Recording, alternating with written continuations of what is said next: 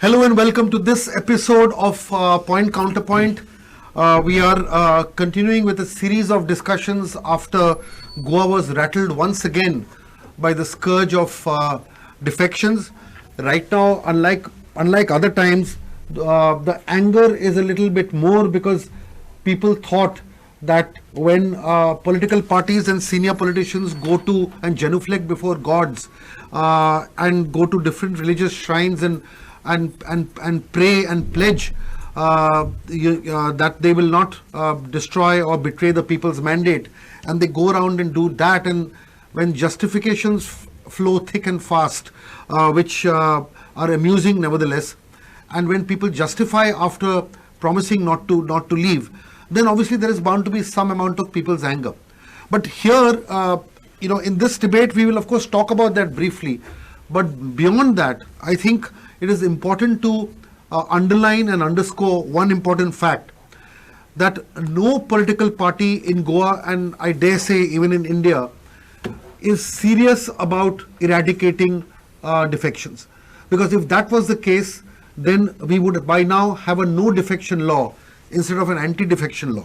A law which would primarily be based on the principle that anybody who leaves his or her party during the pendency of their assembly term needs to be disqualified as a member of the same legislative assembly at that very instant, and not be allowed to perhaps contest for one more term. I mean, those are details which one can look into. But the principle of this is very, very important. We will also kind of figure out why we are bereft of morals and ethics, and why the society as a whole does not stand like a lighthouse in these turbulent and choppy seas and guides all these ships to sail to a proper democratic anchorage. And that is where we lack, that there's not enough people's deterrent that is emerging, because of which these politicians, all they need is that magical number of 2/3 that they do what they do without any ethics and morals. I have very fortunately a very, very eminent panel, and I will introduce them one by one, who have been witness to a lot of what we are saying now, and they have the strength of experience and history to talk about this eloquently and importantly. Valmiki Naik is the Vice President of the Aam Aadmi Party. Thank you, Valmiki, for taking your time off and speaking on this. Anthony De Silva is a very senior activist, a grassroots activist who has spoken up very strongly on various issues regarding Goa, and is passionate about the subject at hand. Zé Marie Miranda again is a senior columnist, political activist, and somebody who's been an eyewitness to the decay of Goa, if I dare say that. And last but not the least, Mr. Ramakant Khalap, former Union Law Minister, and somebody who has seen Goa through all its ages, and probably one of the very few people who has a first-hand experience of whatever we've been saying. A lot of what I've been saying is virtually second-hand or third-hand, but Ramabab is here to set the ball rolling. And I will start by asking him, Ramabab, can you just begin by giving us your learned inputs on the fact that defections is not a new beast. Maybe the nature has changed. But well, it's not a new certainly defection is not new to Goa. It started way back when first Constitution Assembly was constituted. What I would say, there was no defection in the first session, but there were dissensions. One or two MLAs did not agree with Mr. Banodkar on certain issues, and they took their own independent stand. Right. In one way, it was good because it was a reflection of the democratic principles. You don't agree, you disagree, you say it openly, but Right. you don't go against the party. That was the position in those particular days. In the second assembly, we saw a group of people breaking out from the opposition party as well as from the ruling party. So much so that at one stage it was thought that the Banodkar government would collapse because several of his MLAs, including some ministers, defected. They formed a group of 7, and there was a counter defection from the opposition party. 4 or 5 MLAs defected from that side. They strengthened Banodkar's hand, and the government continued. But then again, it gave a very clear picture that all is not well. Whatever you may say, the doctrines remain on paper, and people create their own doctrines for the purpose of explaining their own particular acts. So that's what has happened. Third was when Banodkar again, after the opinion poll, became the Chief Minister of Goa. He had a fairly good, very stable tenure. And the government ran well. He also had a very sizable number of MLAs along with him. I think there were 18 MLAs out of 30 that he got at that particular stage. Till his death it continued. Mrs. Kakodkar became the Chief Minister. And then slowly there was a decline in the number of MLAs of the MG party. Simultaneously, certain youngsters who came in the party at that stage, they sought to create dissensions, and not only dissensions, they really finally broke away. 3 of them claim to be the original whatever splinter group of the MG party. They staked a claim to the government. Delhi, it was Morarji Desai was the Prime Minister. He did not approve of this defection. He did not allow them to form the government. And then finally the Legislative Assembly was dissolved and fresh elections were held. Then the story comes with MG party declined. In 1980, what happened was out of the 7 MLAs which were elected, the MG party took a decision under leadership of Mrs. Gandhi to join Congress. So 5 out of 7 merged with the Congress, 2 remained. And there was a fight, very uneven fight, 28 people on one side and 2 on the other side. This was the thing. It continued that way. But then as the MG party became stronger day by day, in 1984 and then again 1990, we found that those who were getting elected from our side started jumping on the other side. So the disease has spread. The disease had by the time, slowly eating into our sinews. Right. And that's what we saw. And of course, okay, we'll come back to this. 1990, of course, that's another story. We'll get into that. Story. Yeah. Zemani, taking off from where Ramabab left off, where is the difference between the kind of defections and splits that used to happen pre-opinion poll and even in the 70s and 80s and what is happening now? I think at that time there was a crave for power. People wanted ministries, and that's why sometimes they used to shift from one party to another. Today there is a lure of money also. In those days, perhaps we did not know even how many zeros were there to a crore. Today people talk in crores, thousands of crores, and all that. So that crave for money was not there in those days, but there was definitely people had crave for power, so they wanted ministries and all that, and they used to change. I think we didn't have a defection as such. We had the first split in the Sikera group, right? Jack Sikera, with Loyola Furtado forming in 67. 67. Yes. Just before the opinion poll. It was before the opinion poll. When the UG split. When the UG split. Yes. Then we had another split later on by Sikera Lobo. Also in the UG. Yes. In the United Goans When Party. KB Naik split from the MGP first. Yes. At that time, because Bandorkar, I think, expected the government not to be very stable. Yes, KB Naik split from the Bandorkar government. Yes, that's right. And to make up the numbers, he made yes. So Orlan that was Sikera. the Sikera Lobos. Yes. So that was the background to this. But later on, things have become so bad in Goa because, I don't know whether they took a cue from Haryana and all these places where, the Ayarams and Gayarams. Goa now today should be known more as a land of Ayarams and Gayarams because, there have been so many defections that I remember one day in Bangalore, one journalist asked me, who is your chief minister today? This was the question asked to me by a journalist. Right. And I felt really ashamed. Right. Because in 10 years, we had 13 chief ministers in Goa. You see, so this thing of defection has been very common in Goa. And now the anti-defection law even has not helped. Right. Because the 52nd Amendment gave required 1/3 to split. Right. Now in 2003, the other amendment came and it was 2/3. In spite of that, it is happening. Right. So I personally would think that somebody who wants disagrees with the party's policies is free to go but he should resign and go so that you have the Absolutely, support correct. of people. That's right, correct. You know, for what you are doing. So the people will actually decide. The same people who have decided that you should represent them, they will decide whether, you know, you are changing in the attitude or whatever towards the policies of the party. They should change or what? Right. I mean, if the people are in agreement, they will continue voting as it has happened. That's right. Even the last defection before this one, in some people like Shirodkar and Biswajit and all that went, and they got re-elected. Correct, correct. So we can't hold it against them because the people also re-elected them. But in this particular case, they waited. Right. They waited because this has been going on for quite some time. Right. And they waited until they got 8, which means they are cowards that could not expect to get re-elected once they had resigned. Very important point. Yes, correct, correct. Andrima, we'll come back to this again.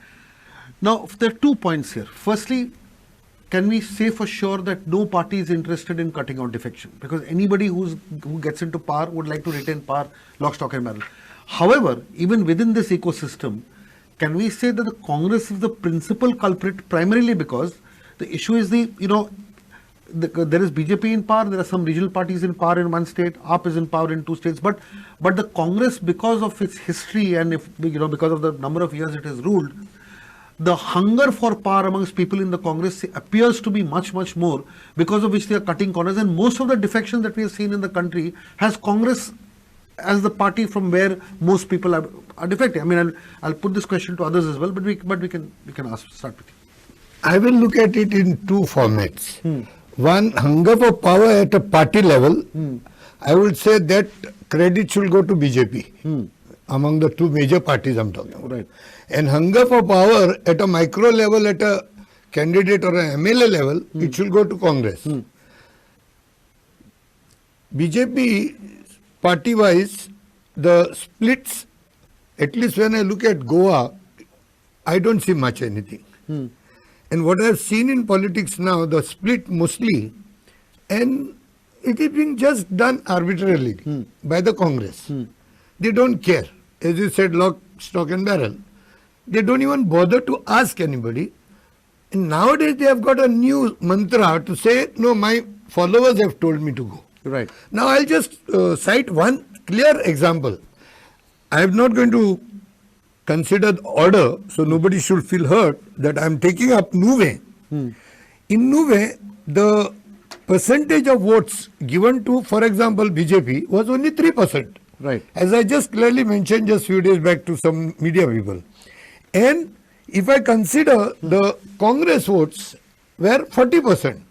But when I look at it, the anti-BJP votes is totally 97%. And a 3% votes you take, and you are going to the 3% people to give the whole ruling to them. Right. So which is totally, it's a dacoity of the votes. You literally, Modern version of booth capturing. Booth capturing. it's a booth capturing, totally. Yes. That means simple, very, one line I'll say, in future, the BJP government can engineer defection even without their candidates contesting in those assembly polls.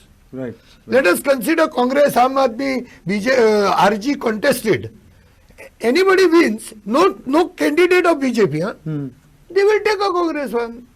Defection law. Correct. So he will go, no? Right. Without a single vote for BJP, he can still go and become a BJP MLA. MLA, right. This is what I'm scared, and it worries a lot. Correct. So this should stop. And to stop this, there is no genuinity in this. Nothing you can say that we should vote, bring in new faces or honest or loyal. There is no loyalty, no honesty, no new faces. In this election, the one who defected, 7 were new. Right. So how do people vote for new? What is new now? Correct. So the best part is Yeah, because all the news have all gone. new also are going. Right, So right. in the next election again Congress will say no, we'll give you new faces. Right. No. So new faces, they will not come with a label Right. that they will not defect. Correct, So the best part is get this law amended. Defection system should be stopped. Any person want to go to any party, if he's come on a party symbol, at least I will say. Right, He should get re-elected. See, because the person who is going, for example, in this case, the Nuve MLA has gone to the BJP, but when he got the votes, they were not his votes. They Correct. were symbol votes. Correct. The symbol votes. So, if an independent is going, he goes as not a symbol vote. But if he recontest, like Vishwajit Rani, he was in the Congress. He contested and he won. contested. Correct. Then that means the loyalty of the voters is going with him. So it's his votes are not coming as per the symbol what people look. Right. They look at the name and the photo. Correct. So if that goes, we have no issue. Right. So all these candidates, they may take the shelter of the law, but the law of the land is one thing, the law of God will be different thing. I am saying, where is the morality in this? Don't you have a little conscience? I am saying atomic conscience is there. One atom conscience, taking 97 of the anti-BJP votes. And you have the BJP MLA there. Yeah, we have the MLA there. This is totally disturbing. And as the same thing, one more thing I'll just clear. Like for example, there are some constituencies where there are BJP and the anti-BJP votes are very, a good tussle is there. I can understand, okay, because there is almost 50% of the BJP. So you can always say, Right. now people are telling me to come to the BJP. Right. So even then I'm saying, even if the BJP calls, so you have the BJP support. Right. Now you have the Congress votes. Right. If you put both them together, like in Vasco, it is coming to almost 96%. That's right. So when 96% are with you, I am saying take the challenge, recontest, get elected. No, Correct. Simple. Important points. Valmiki, see, now the thing is, let's talk about your party and the Congress. Congress has obviously been a victim and a culprit. You know, whichever way you look at it from. They say they are victims, but they're also culprits. The issue is that now he's made some very important points. In this kind of an atmosphere, how does AAP see itself? Because don't you see this as a challenge of that, you know, there is always an issue of people breaking out. How do you all circumvent this fear? No, absolutely. And I think there is also an element of good leadership in this party. I think with Aam Aadmi Party, what has happened is Arvind Kejriwal has shown that strong, believable leadership, somebody you can look up to. And that is why, you know, Operation Lotus was going on concurrently in Delhi and Goa, if you remember. So it succeeded in Goa against the Congress, but failed in Delhi against the Aam Aadmi Party. And I think that has to do a lot with, you know, the reason why Aam Aadmi Party has come into politics. And I agree with your point also that, you know, we're a new party. We are very idealistic. With Congress Party, it is an old party. So for that, hunger and the shortcut to power is more widespread. But where Congress is concerned in Goa, I think this has not happened once, but this has happened twice. Even when the first time it happens, it was very shocking. You know, especially for a new young politician like me, it was really shocking. I can imagine the state of, you know, Congress workers and supporters. It must have been such a big betrayal, even the first time. And for this to happen the second time, I think this is like, you know, a cause for going into political depression in a way. You know, this is so shocking that to have happened.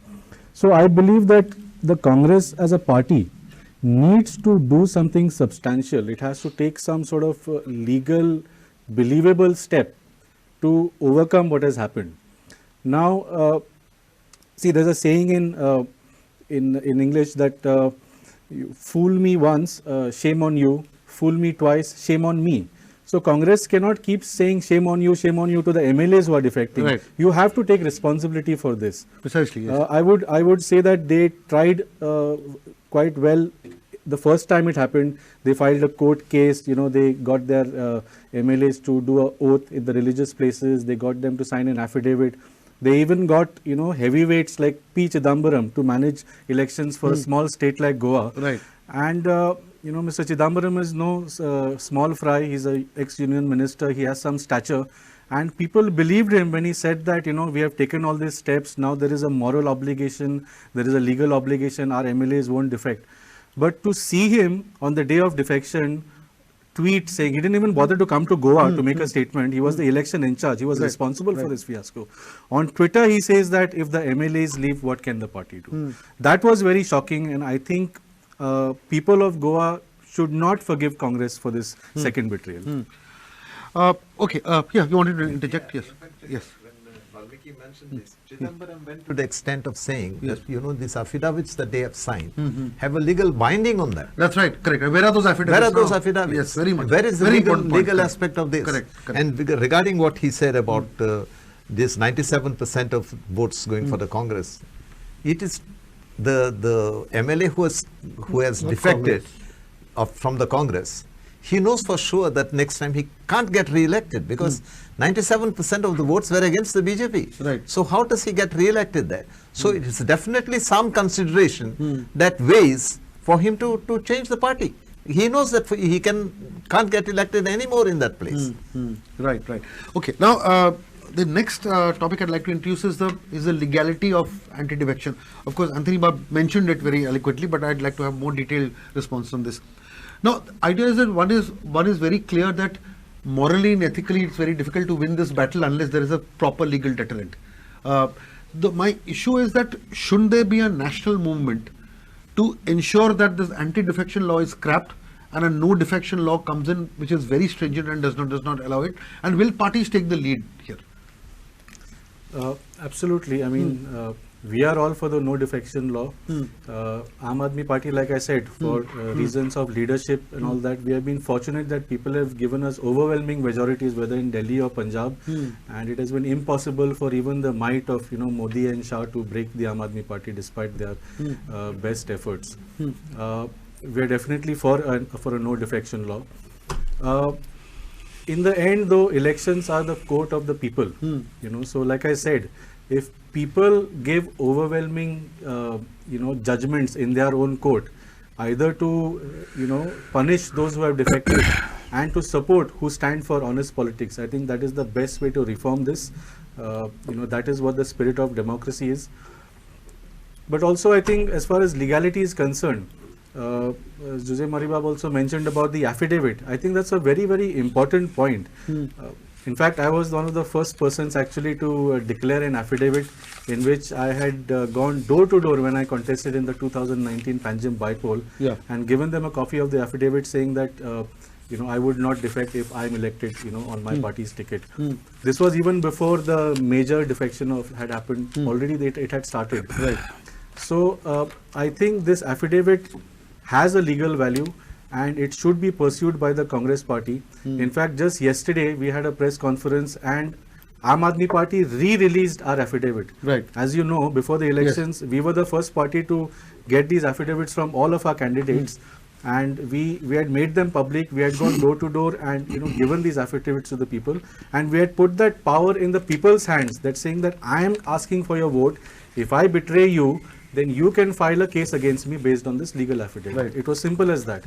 Now, where Congress is concerned, we have seen a photo of their MLAs with Rahul Gandhi holding some stamp paper. But what is written in that stamp paper? So we had demanded yesterday in our press conference that Congress should make it public. Right. And through your medium, I'm asking again, Congress should make their affidavit public. Let people get that power to file that case against their own MLA. Right. Yeah. In fact, Alesh Sikera said he did not even know what he had signed in the affidavit. An educated person saying this. Imagine. Yes. Yeah. Ramam, you can interject anytime you want. Sure, we are not doing an order, but Antrim, in short, I will say, specific to this point, the question is about the law. About the law. The law will not change at any cost unless and until the ruling central government makes an initiative, and they should have the fire to stop this. Right. States can request to the central government. Right. See, finally, now, for example, our central government has the absolute majority. Correct. So, however the opposition may make noise, and if they don't want that fire to change, they will not change it, because it is each party's baby. Correct. See, the central government, whoever is running, they should do it.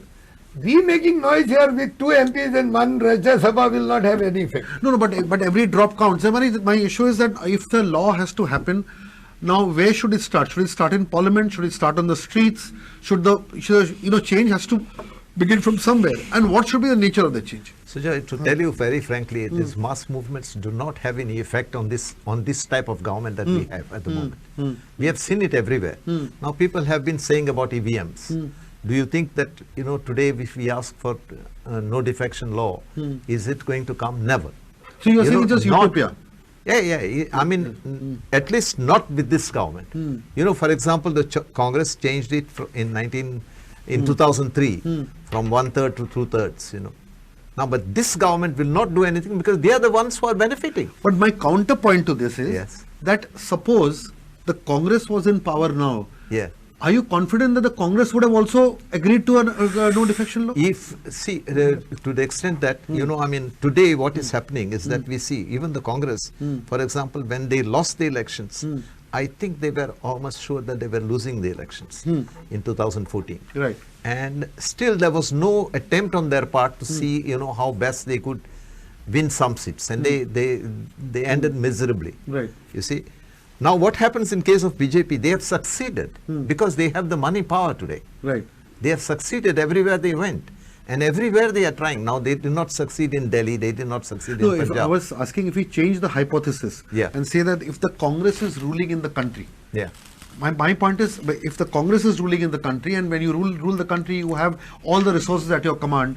In that situation, do you feel that the Congress will be more adept or acceptable to this kind of a change in law? They would be more. They may not change it because they are the ones who brought also the 2003 amendment. No, Right. I think that time it was the NDA government. Into 2000 1/3 to 2/3. 2003. 1/3 to yes. 2/3. Okay. See, they had made an attempt for a change, and Yeah, they have 1/3 changed. No, 2003 was Manmohan Singh. No? 91st constitutional amendment. Yeah. Yeah, 2003 was 91st it Manmohan Singh. No? Manmohan Singh, I think. Yeah, so- Whatever you say, the Yeah. credit has to go to Congress Yeah. for bringing in an anti-defection law. One Yeah, second, one second. that is the first. Sorry, That is the first- one second. Let's get this straight. 2003, the second amendment, the amendment when it was made 2/3, that time it was Vajpayee. Vajpayee. It was NDA not government 230, brought that. 2003, Yes. are you sure? Yeah. Yes, yes. It It was was the the 91st 2003. Of course, we can always constitutional verify. And there were 2 points actually. One was, Goa had a history of defections Correct. post-statehood also. Right. 1990 to 2002, in that 12-year period, 15 times either there were elections or there was president's rule or the chief minister's change. That was one. And at the same time in UP, the same thing was happening. They were just bringing in MLAs as they wanted to prop up their governments, and they were giving them cabinet positions to attract them. Correct. So there was no limit to the size of the cabinets. In UP, there were 150 cabinet ministers, Correct. which was unsustainable. So that 2003 amendment addressed both these issues. They made it, 2/3 of the party required to defect, right. and they limited the cabinet size to 10%. And one must of not the- forget the entire cash for vote scam happened during Narasimha Rao's time. Yeah. And the whole fiasco in Jharkhand happened during that time. So the Congress has has Yeah. a lot to answer Certainly, for. certainly. Ramabab, you were saying something. Yeah, what I'm saying is credit must go to the Congress in the sense that they were the first to take note of what was happening the country over. By 1967, we know that almost 50% of the elected members of various assemblies had defected. And that was a big, big blot on the face of India, the country which believed in democracy and secularism and everything else. People could change for the drop of a hat. But then came all this happens, elected members are so smart. If 1/3 is not possible, then get together and do it. Then came the 2/3 thing. That 2/3, the wording of the constitutional law also somehow, is baffling. It speaks about an original party. If you are a member of an original party, you cannot defect unless that party merges and 2/3 member agree to it. So what happens if we are talking about original party? Then in that case, Congress must be wiped out. It cannot be contesting, calling itself a Congress party because the original party has merged. If that deeming provision Correct. is taken to its literal meaning. Correct. So this dichotomy somewhere has to be Addressed. addressed by the political parties and intellectuals more way. Even though today there may be sort of a one-party government in the country, public opinion still counts. Right, right. Notwithstanding what we believe or what we see in the Correct. press or elsewhere, Right. public opinion does count. Well, ultimately, everybody has to go to the polls. So, if a proper new defection law is considered, like, moment you want to change over, you better resign, pay for the cost that the country has suffered because of getting you elected on the last occasion. Yeah, that's If you want to elect again, if you want to contest again, and then get elected if people want you. This could be the best part that can See, happen. there's an excellent solution, but I'll excellent end solution, this, but in the present sense, sort of in an utopian I'll world. end this segment Yeah. by saying that while this is a good solution, it is a sign of our depressing times. Yes. That we see this solution more as a challenge than as an opportunity. Than as a- You see, what is now happening is that when a party decides to split and they have 8 numbers or 9 numbers in this particular case, 2/3, yeah. 2/3.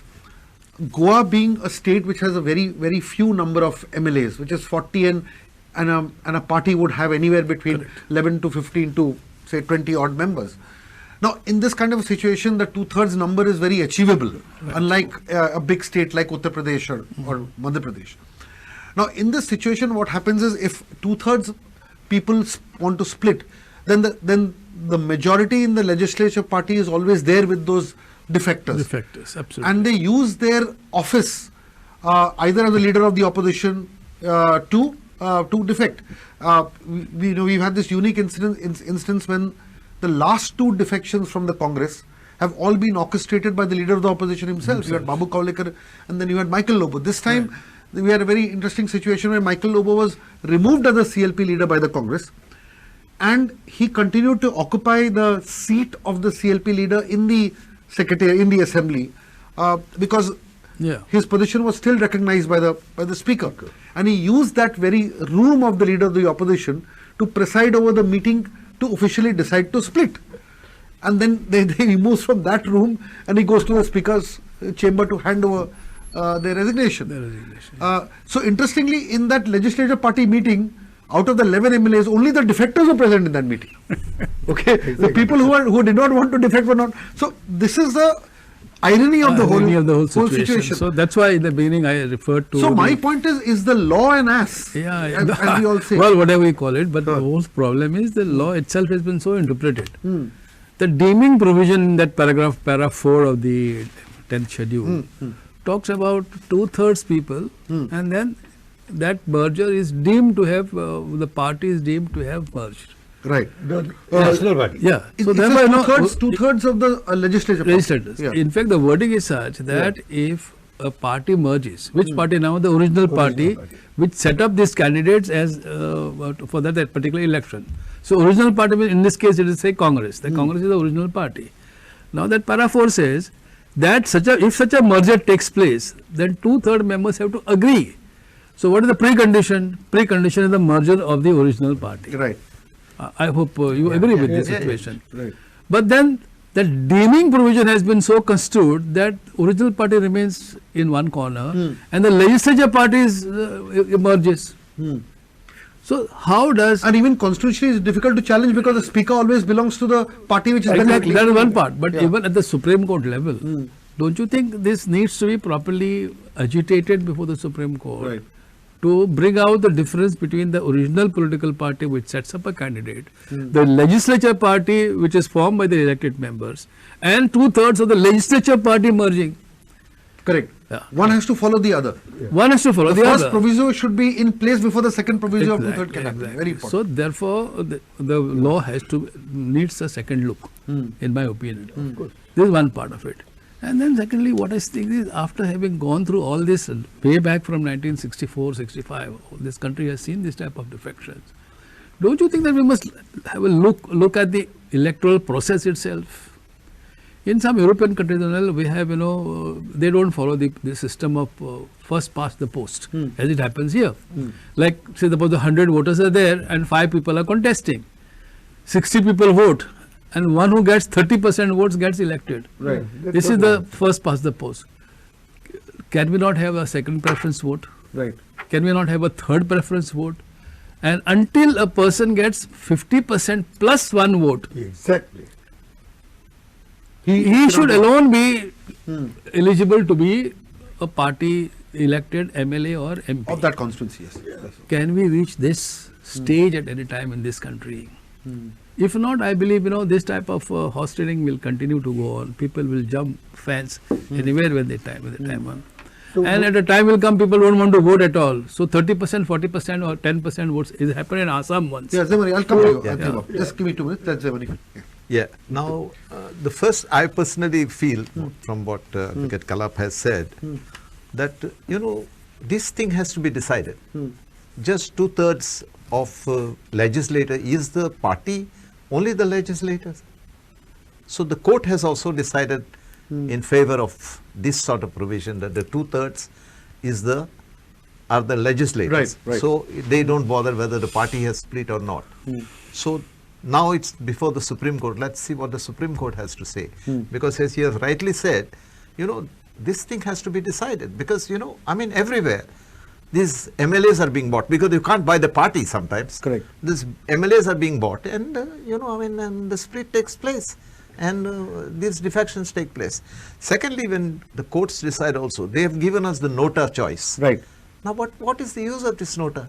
It is as If good as it is not being not there. as it not Yes, being there. correct, As correct. it, if it you are don't vote, not voting, That's right. you shouldn't go to vote rather I will, rather if than you don't mind, yeah. I will draw your attention to thing that happened to me way back in 1990. Right. As I said, 5 MLAs and those leaders of those times of MG party declared that they have merged in Congress. And the lion symbol, which was the party symbol, they said it is frozen now. It can't be used. The matter went before the Election Commission. Election Commission asked a simple question. If the party has merged, where is the decision? Number 2, who are the people who vote on such a motion? What are the provisions in your party constitution for a merger? So on and so forth. So it was revealed that party had never met, executive committee had not met, working committee had not met, the general council of the party had not met, only the MLAs had met, and they had decided to merge, and some office bearers. So it was not upheld. And the party was declared that the party exists. Even with 2 MLAs, the party exists. And the lion symbol wouldn't go to the defectors. Yeah, the lion symbol wasn't. It happened twice when Ravi Naik did the same thing. Same thing had happened. Of course, the matter was not taken up in the courts. Today, under the 10 schedule, the matter goes before the court. the courts. And the verdicts are The interpreted. first example that you gave was under whose chief ministership was that? No, Mrs. Kakodkar was defeated. Right. But she was the party president. Right. In 1980. Right. Okay. Okay, so certain office bearers of the party took a decision that the party merges in Congress. Some MLAs, 5 of the MLAs agreed. 2 MLAs did not agree. So question was 2 ways. Whether we remain as MG party MLAs or not. Second, whether MG party exists or not. And the election commission held that the MG party exists, and therefore we could.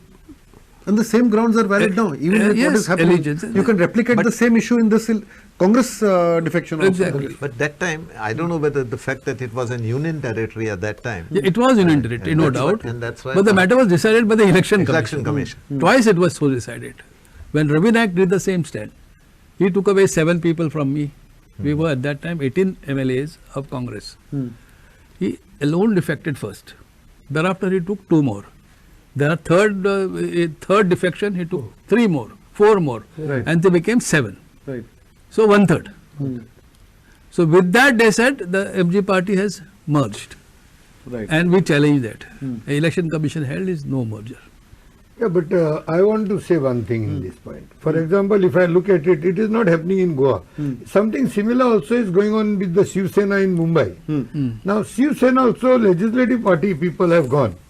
So, they are asking now for their symbol, they are asking for That's the correct. name. That's correct. So, if that goes, again that original party become defunct. Correct. So there has to be That legislation has done to on be this. done. Correct. Otherwise, this will go on and especially this will be a target for all the small states at least. Right. And when Khalabab says, the law itself says that when it says it merges with the original party. Right. That means the whole National Congress is gone. Of course, correct. Absolutely correct. Another flaw that I consider I'll come to is it. giving the speaker Yes. the right to decide on Because this speaker defection. most of the time is an interested party. Yeah, yeah. Why It's an most of the time? interested All the party. time. This was agitated It's an so many interested times. party in this. Yes. That And the power to educate should be in the hands of a judge. Judge, Yes. correct. And I High think Court, at one time it could not even go to courts, and Yes. thereafter the court decided Decided that the- I mean it is a matter for the court to And decide the, ultimately. and the speaker deliberately delays it. Delays it, Till because all the there's 5 years are there all is over. no time And limit we've seen fixed this for time and again. Correct. I'll make a few thoughts on what we've been discussing. With one additional question: who ultimately bells the cat? Correct. Yeah. You know, we get these discussions are fine in studios and all that, where of course we are a drop in the ocean, undoubtedly an important drop. But the point is, how does this go forward? Under normal circumstances, post-election, if there is a single largest party which is not able to form the government, normally it takes the support, either internal support like giving them cabinet positions, or getting external support from a different party. Right. What is happening with problem with Congress and BJP is that they cannot overtly have a Congress BJP alliance because of the national ideological war that they are having, or they are pretending to have. To me, actually they are both one and the same. So what you are seeing in Goa is essentially a Congress BJP alliance government, window dressed to look like that it is not an alliance and that BJP has poached the Congress government. No, but are you if there saying was that a even- choice, even if there when- was sorry. no ideological deterrent, Yes. these Congress MLAs would be happy to stay in Congress and support the BJP government, right or wrong. Right. And the whole problem would have been solved. Right. So this is essentially window dressing what is happening, and I feel both parties are party to this. And the solution, like I said, firstly it has to be essentially decided in the court of the people. They have to give overwhelming mandates now. Secondly, like I said, like you said, there has to be a no defection law. And until then, I think, we had thought that the affidavit was one step, but when somebody like the ex-additional Solicitor General, ex-Advocate General Dr. Advocate Carlos Ferreira says that this affidavit has no value, it's very shocking. That means he knowingly lied and signed that affidavit, right? So maybe we can go one step beyond. Instead of taking a notarized affidavit with some oath on it, you take a notarized letter of resignation as MLA from your candidate beforehand only. Right. And if that person is about to go and merge into another party, you go to the speaker. You think it won't be challenged? You think it won't be challenged in the court? And there will not be any say order? But this is out of the box thinking. What else to do? Correct. See, what happens is the best literature and best poetry has been written in this world during times of depression. So the best solutions, the best solutions can come only in this time of depression. But Sujay Babu, I want to say only one line now. Can, with all this discussion from some leads from Kalabab, why can't we think about only a two-party system then?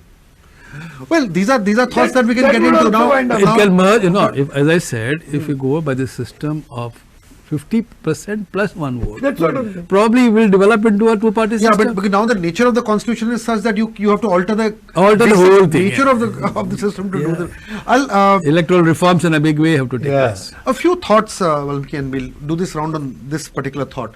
See, what happens is now defection has become such a tool of governance rather than a strategy or deterrence that one feels, and I'm making an allegation here, that many parties choose candidates or are made to choose candidates by opposition parties. They fill their molds, allow them to take other party tickets, knowing fully well that look, a particular person may not win in my symbol in this particular constituency. Let him wear the Congress jersey or some other jersey and win in this election. Self-goal, basically. And be there.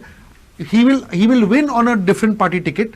After he wins, he'll come back to us. So the issue is that one feels that in many of these elections, certain candidates are actually planted by other parties to contest as members of different parties, to either break votes of other parties or even win the election, knowing fully well that this person Like is a football league match. Yes, correct. Where It's the fixed. clubs, the members are sold. So in what auction. Yeah. So what happens is post election, look, these are going to win on Congress tickets, and they will come back. And I dare say that out of the 8 defectors, I will say that there are at least 2 or 3 of them who fall into this particular category. So if you can just elaborate on your thoughts on this. No, absolutely, you're right. In fact, even in this election, if you see, an ex-MLA of the Congress party himself had exposed this, where he had said that it was shown as if, the Congress will be forming the next government. That is why BJP leaders are leaving the party and coming to Congress, and Congress is giving them tickets. And in Bardes Taluka turned out to be 100% true, Siolim, Kalangut, Saligaon, it was all orchestrated by Michael. He brought these compromised candidates, they won on Congress tickets and back they jumped, to the BJP. So this is definitely something that has happened in Goa. Another sign that it was going to happen is that there was a sting operation, if you remember, a few days before the elections, very few days. And in that, somebody like Sankalp Amonkar, who finally defected, said this on camera before the election that yes, if I'm elected and our Congress does not form the government, then we will happily go to the BJP. Mr. Digambar Kamath will take the decision.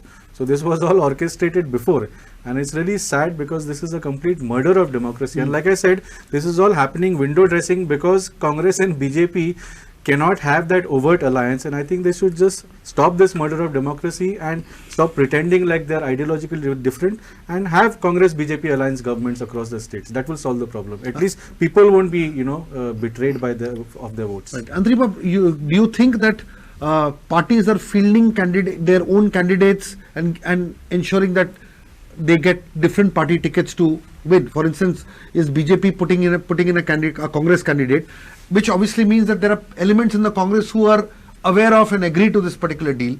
These are voices from the street and from political circles that are coming up. I'm only reflecting this.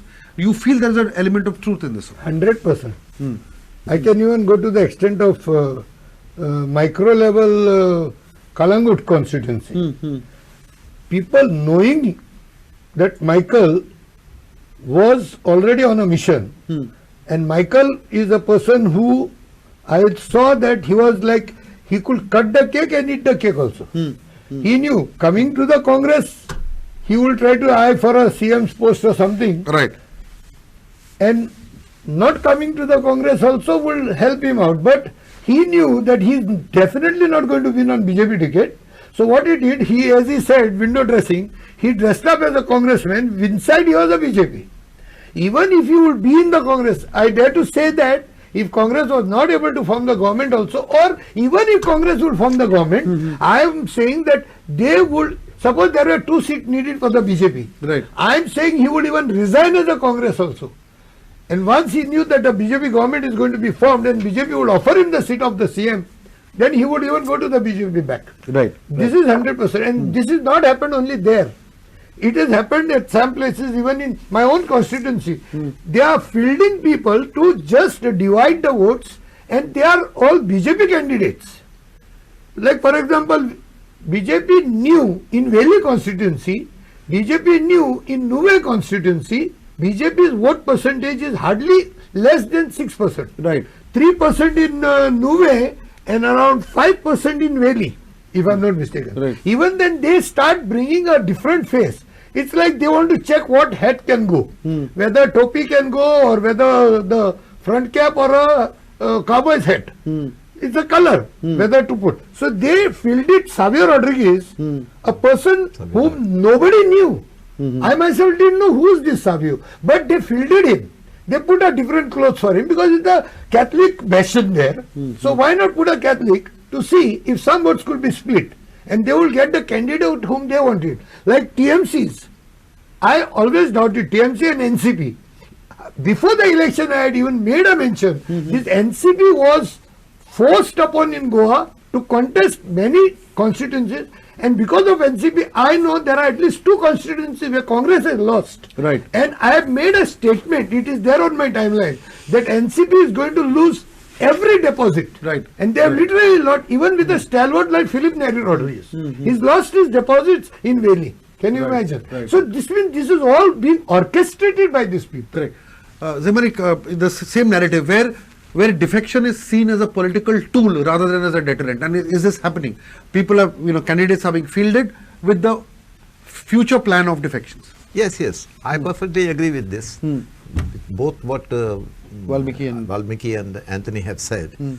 But the only thing is that I don't agree with Anthony is that people like Michael Lobo would dare resign and recontest.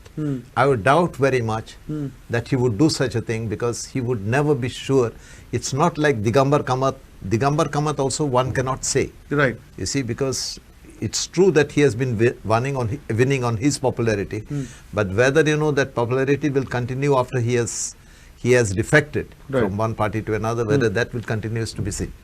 But definitely in case of Michael Lobo, it was doubtful. And because it was doubtful, all these fellows remained until they could get 8. Right. Because they didn't have the courage to many people had the courage to do it. People like Shirodkar and That's right. Biswajit And they contested others. and they won. Yeah, and they So won. you can have no complaints with them at least. Yeah, you cannot have complaints about them because, if you have to complaints, you have to have complaints about the people. Correct. Who first they voted for the Congress and then they are voting for the BJP. Correct. You see, and they are giving him a majority. One more thing I would like to add to all this is that the ideological, the stand of the political parties is nowhere to be seen in a big way. BJP, of course, they talk about Hinduism and sort of things, Hindutva and other things and all that. Congress has been talking about secular parties and all that. But then, if you look at this, both parties in a very with a magnifying glass, we find that there is hardly anything between. No, as Valmiki was saying that they are one and the same. Yeah. Correct. Yes, And of course, AAP is no different. We can respond to that. If you look at it in that sense, today what has happened is they got a large majority in both the states where they've come, and if they come in Gujarat, also same thing. Yes. So as long as they are big, that getting 2/3 together is rather difficult. Difficult. That is also That is the advantage that they have today. In Goa is a small state, 40 members, and here if you have 12 people, 8 people get together and then the matter is over. The same way. Like in the northeastern state, same thing has happened. Our size also matters in a big way. The total dissemination of the total dilution of the ideological base is another reason. And third is people today, they are looking at crumbs of office. That is where, because this is the last round, and the last round has to be a people's round, because my issue is none of what we say will ever take fruit as it were, if the people don't make this as a very key point for voting. My issue is that when will we have a situation where when somebody comes to you and asking for votes of a particular party, rather than looking at the loaves and fishes that are thrown at you, freebies or whether it is money or whatever could be the case, you turn around and say, look, I want the first assurance that you will not defect. Now the point is, the assurance will come. So now the assurance has to be kind of enforceable. Some kind of enforceable doctrine. Otherwise, it will not. So there has to be a mass movement, which I don't see happening. That's the sad part. There has to be a mass movement. See, if people can come out on the streets against double tracking, if people can come out on the streets to have a proper regional plan, if people can come out on the streets to have Goa has had this amazingly good, rich tradition of people coming out to protest against wrongdoings or injustice of any kind. And Goa, there's a pride in that, and Goan activists and other people are heard. We can see that while mining excesses have ruined Goa, the entire green movement in Goa has also led to a change and some kind of a stoppage. So we can see even double tracking, the fight is still going on. In the judgment that came about stoppage of double tracking in the Mole forest, of course they are going back again to reapply. But even then, whatever said and done, people's voice has mattered. So when it matters, when it comes to these issues, why can't it matter when it comes to elections? You can turn around and say we will not. Let's be optimistic. Yes. And hope that this things like this develops in a proper way. I don't think that people can make a difference because today people have been used to go to ministers to get that lamp post lit up. Right. So if they have to have recourse, they have made people take recourse to them. You see. Now, what is required is that people should feel that, these people are irrelevant in this matter, you see, because if they change, because you can't be sure of anybody sticking to their word. If they can go to God and then say that God has supported you in whatever you do, right. That means even God is supporting what is wrong. Right. You see, because anybody would accept that what has been done is wrong. But we are now bringing God to say that, the God is even supporting the wrongdoings. You see, if people can go to that extent, where will they listen to people? If they can't, they are not afraid of God or anything. And people who believe in God. No, the only change can happen is that these leaders should know that the moment they do this, they will lose elections. So what? For example, people like Alice Shakir and others, they know that they are going to lose it. No, But they have already got the... But Alice Shakir is an interesting case because he's at the fag end of his career. Yeah. But if you look at a Kedar Naik or the Kumbarjo IMLA, they are young people who've just got into politics. Now the point is, if they know they're not going to win a single election in their lives, they will be a little hesitant in doing what they did. Depends. Rajesh, from this Now- side. Because if the reward is quite heavy, Right. which will cater for another 2 generations, then Exactly. Now this is the point I want to make. This is what I was looking at. Now if the way Sir says, suppose the reward is very large. I am saying look at this, how these people are manipulating our children and the youth. Right. Suppose if I am taking for example, if there are 10x they get, what they will do, they'll go this 4-5 years, and after 5 years, just 1 year before, again they will feed them with that 10% of that money what they get. Right. And again these people will come and be with them. They'll move out with them marching past. Right. And again they'll win the election, one. Second, even if they don't win the election, for another 15 years, they already have the money in their pockets. Right. But what you are talking about, the people's movement, I don't know whether you remember, sir. I know I had met you long back during the mining times. We have been doing this agitation for mining, and finally we could succeed through different agencies, and a lot of people came together. It's not me and you. And I'm sure, I don't want to remind those days, it was difficult time when we were doing the mining on the Kepe side. Right. Now, if people come, it can happen. But nowadays, what has happened is there are so many NGOs and so many groups fighting. Now, for example, double tracking. There are 2-3 groups are fighting double tracking. So the numbers are not seen.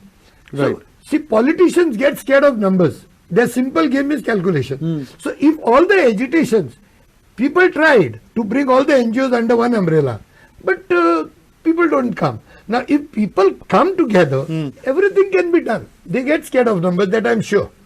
No, but I think what has happened is that BJP has also, whether at the center or at the state, they have destroyed the entire, economy so badly that on one hand, people, there is unemployment, there is, you can't run your business properly because of corruption. So incomes are going down.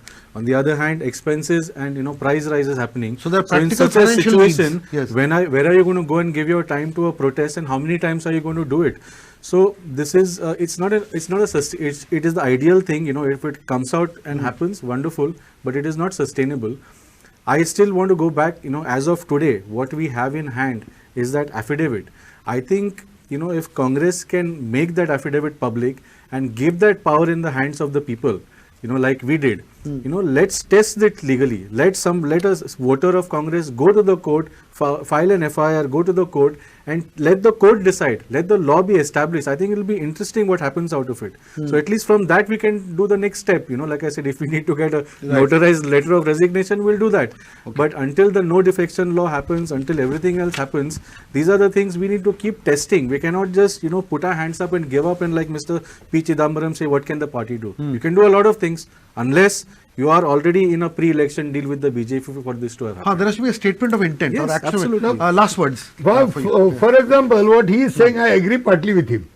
Like Khalapab says that if they were with them, if it was possible with Aam Aadmi Party, they would have also defected if they were small in number. Now, let me take one example of Goa now. Goa, we have 2 Aam Aadmi people, legislators. If they could want to go, 2 of them, it was easy to go and merge with them. I have to get Valmiki's quick reaction to this. Yeah. Yes, correct. They would have got it. Exactly. Correct. Okay, fine. Devani. 2 things that occurred to me is that there has been activism and people protesting about double tracking and all that. Does the government listen? Right. They They put the don't, police and all that. They don't listen. This is one thing that we have noticed, that activism has we can't produce anything out of this activism because the government just doesn't listen. No, it can happen only if this activism turns into voting results where people vote against a particular party decisively. But then again, if this particular fellow who contests, for some reason or the other, he changes, it's the same result. And then activism, when it starts initially, waiting for 4.5 years, everything is forgotten. That again, they talk of development, that because of development we are going. So now whose money is it? That's a very important point. Correct. Yeah. Whose development actually? Correct. Then joblessness, unemployment. See, so that means you are And it also, accepting that and it also no merit. precludes the notion that you can have a development only in ruling party Ruling constituency party. and not in So opposition in party that case, constituency. there should be no opposition. Correct, correct. If you want development. Yes, correct. Now, your last words on this. Yeah, if this particular assertion or assumption of the people that you have to be in the ruling party to win elections, I would give my own example. Right. I have spent donkey's years in the opposition, Heads and off. my constituency hasn't suffered because of that. Heads off.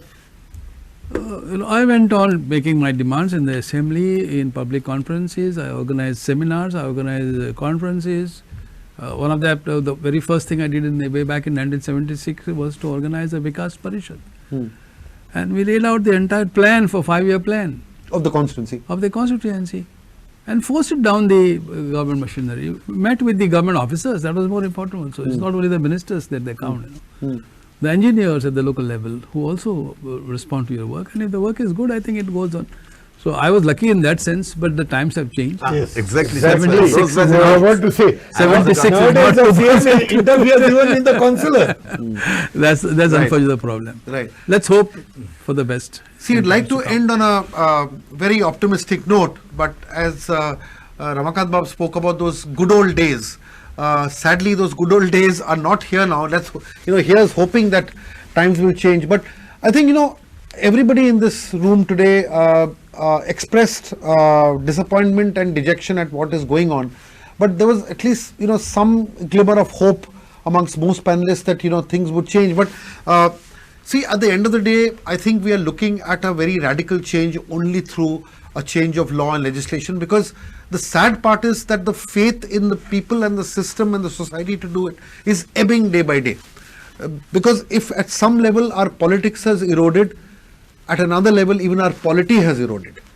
And the polity consists of the people. Ultimately, the word politics comes from the word polity. And so, if there is a degradation in politics, the polity has to be responsible. And I think that is something which we don't take account of as often as we should. Ultimately, I would feel that in a state like Goa, given its small size, there has to be a people's revolution and a movement. But even then, we don't seem to be seeing that. And secondly, the other impediment is that people feel that the government just does not listen. And the third takeaway here is that every political party should be absolutely serious, especially the Congress, which is still recognized as the main opposition party in this country. I think they have to kind of put their money where their mouth is and ask for an absolute change in legislation where it becomes absolutely impossible. And at the same time, think of out-of-the-box initiatives that Valmiki spoke of, to have a candidate's affidavit where you go and give a resignation letter rather, even before the vote is counted, and make that legally enforceable. These are, I would say that these are all straws that we are clutching at, but unfortunately that's all we can do at this point of time.